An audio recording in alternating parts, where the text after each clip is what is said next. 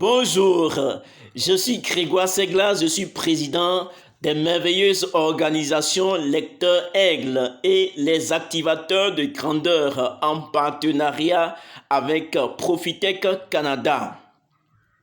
Les esclaves ne doivent pas apprendre à lire, sinon ils prendront conscience de leurs conditions, deviendront tristes et travailleront pour se libérer. Les esclaves ne doivent pas apprendre à lire, sinon ils prendront conscience de leurs conditions, deviendront tristes et travailleront pour se libérer. Cette phrase, elle est extraite du livre Je suis Kunta de Ricardo Kaniyama. Et historiquement, elle est liée à l'histoire de Je suis Kunta. Elle est d'origine coloniale. Vous comprenez déjà ce que je mets dans l'origine coloniale. Alors, moi je vais ramener ça dans un contexte lecteur aigle, dans un contexte où il faut comprendre que la lecture est libératrice. La lecture est un moyen de délivrance. Voilà. Qu'est-ce qu'on met dans être esclave dans mon contexte? Qu'est-ce que je mets dans être esclave dans mon contexte? Être esclave, c'est être une personne enchaînée par les croyances négatives, par la religion, par le point de vue des autres. Être esclave, c'est être une personne liée par les démons intérieurs. Les démons intérieurs. Je veux parler de toutes les formes de peur que vous connaissez. Je veux parler de la jalousie. Je veux parler de la paresse. Je veux parler de l'étroitesse d'esprit. Je veux parler de toute personne qui vit dans le contentement.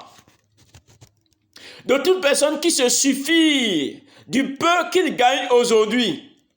Je veux parler de celui qui se suffit de qui il est aujourd'hui, au lieu de chercher à devenir, à grandir. Être esclave, c'est toute personne qui attend le gouvernement, toute personne qui attend ses oncles, toute personne qui attend ses tantes, toute personne qui attend qu'une aide quelconque vienne pour le secourir afin de pouvoir réellement trouver un emploi ou bien afin de financer ses projets. Être un esclave, c'est toute personne qui est emprisonnée par les informations, par toute information qui court sur les réseaux sociaux. Le grand champion Fabrice Nguema l'a si bien dit que la nouvelle forme d'esclavage aujourd'hui, c'est cet esclavage-là qui est spirituel, qui est mental, qui est psychologique, qui empêche de décoller, qui empêche de devenir la personne qu'il faut pour mériter les bonnes choses de la vie. Et lorsque l'on est un esclave spirituel, mental, psychologique, c'est plus profond que toute autre forme d'esclavage. L'esclavage physique est même mieux. L'esclavage physique est mieux que l'esclavage intérieur. l'esclavage spirituel, l'esclavage mental et psychologique. Alors, vous devez savoir que j'ai été pendant longtemps un esclave spirituel, mental, psychologique. Dans mes recherches, j'ai découvert que la plupart des gens qui ont accompli de grandes choses se sont dit: je m'engage pour rester dans l'apprentissage continu. Pour rester dans l'apprentissage continu. La marque des grands esprits, c'est l'apprentissage continu. Et c'est d'ailleurs la raison pour laquelle Simon Ouédraogo du Burkina, des pays ou du pays des hommes intègres, affirme que je connais plus de 250 personnes qui sont devenues milliardaires et utiles à l'humanité grâce aux livres qu'ils ont lus. Et ils sont mondialement connus et respectés. Ils sont mondialement connus et respectés. En fait, la personne que j'étais hier ne m'avait pas permis de poser des actions que je suis en train de poser aujourd'hui.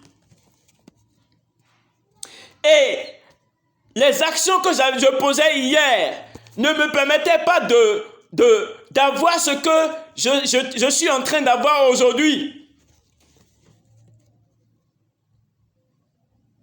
Donc, nous devons véritablement savoir que aujourd'hui, je suis président des merveilleuses organisations Lecteurs Aigle et les activateurs de grandeur. Il y a un peu plus de 3 ans, ce n'était pas possible. Aujourd'hui, quand je parle, les gens m'écoutent. Quand je demande quelque chose à ma communauté réagit. C'est de ça qu'il s'agit. Parce que dans mes recherches, j'ai découvert qu'il faut véritablement être avant de faire pour avoir. Il faut être avant de faire pour avoir.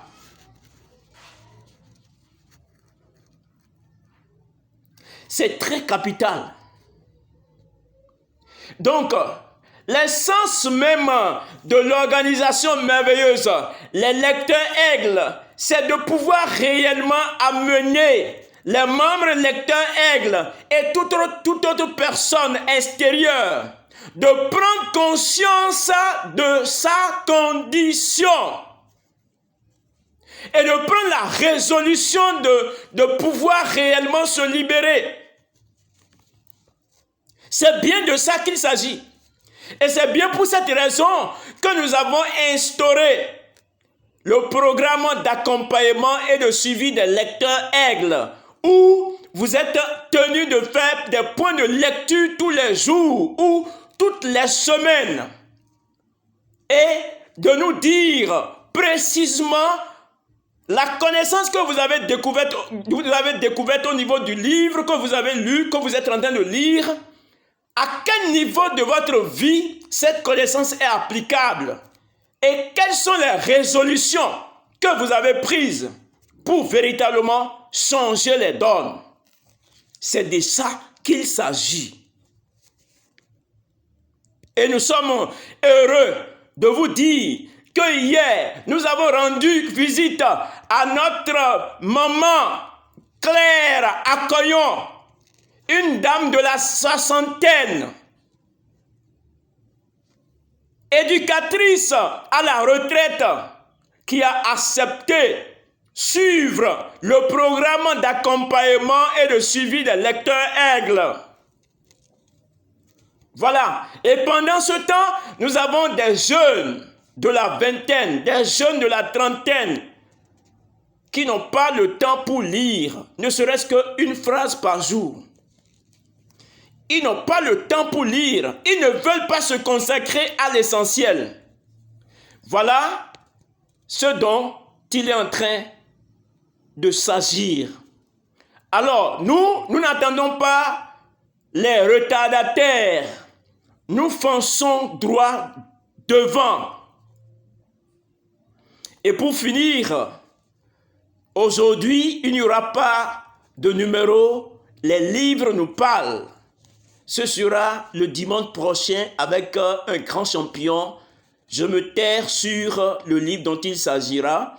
Et gardez-vous bien, protégez-vous et sachez que véritablement, nous sommes en train de décoller pour véritablement devenir un grand profit pour notre famille, un grand profit pour notre commune, un grand profit pour notre département, un grand profit pour notre pays, un grand profit pour notre continent, un grand profit pour notre génération et par ricochet, un grand profit pour l'humanité. Merci infiniment de votre aimable attention.